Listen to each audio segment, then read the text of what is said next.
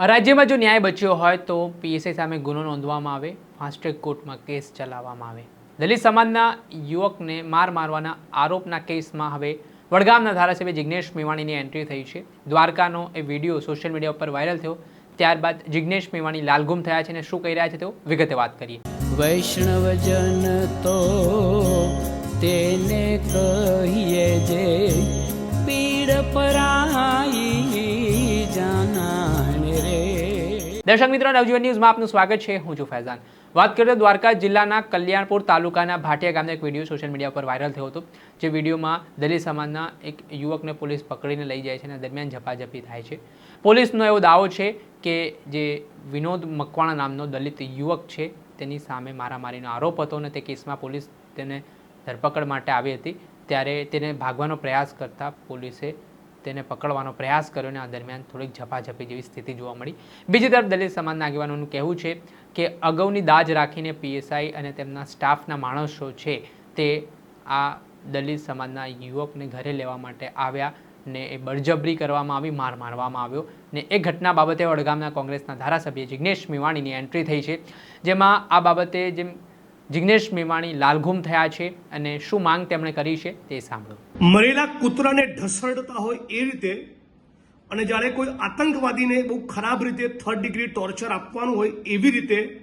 દ્વારકા જિલ્લાના ભાટિયા ગામમાં, કલ્યાણપુર તાલુકાના ભાટિયા ગામમાં એક દલિત સમાજના ઘરમાં ઘૂસી સંપૂર્ણ ગેરકાયદેસર રીતે કાનૂન અને બંધારણના ધજિયા ઉડાવતા હોય એ રીતે એક પીએસઆઈ અને એનો સ્ટાફ એક મહિલાને કોણી મારે છે અને દલિત સમાજના યુવાનને ધક્કો મારી એને ભોંય ભેગો કરી એના ગુપ્તાંગ પર લાત મારતો વિડીયો વાયરલ થયો છે। હું માગણી કરું છું કે આ રાજ્યમાં કાનૂન પ્રશાસન જેવું કંઈ બચ્યું હોય તો તાત્કાલિક અસરથી આ પીઆઈની સામે, આ પીએસઆઈની સામે, એના સ્ટાફની સામે ફોજદારી ગુનો દાખલ કરી તાત્કાલિક એમને ધરપકડ કરી 6 મહિનામાં આ કેસની ટ્રાયલ પૂર કરી આ લોકોને જેલના સળિયા પાછળ મોકલવા જોઈએ, જેથી ખબર પડે કે રાજ્યના દલિતો, આદિવાસી, ઓબીસી એમનું પણ આત્મસન્માન છે। હું આશા રાખું છું કે તાત્કાલિક concern SP, IG, collector, home minister અને સીએમ આમાં યોગ્ય પગલાં ભરી ગુજરાતની અંદર એક મેસેજ આપશે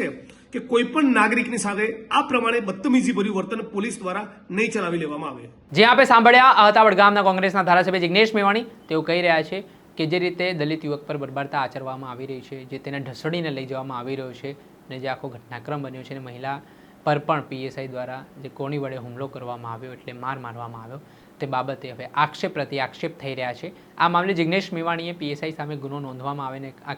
કેસ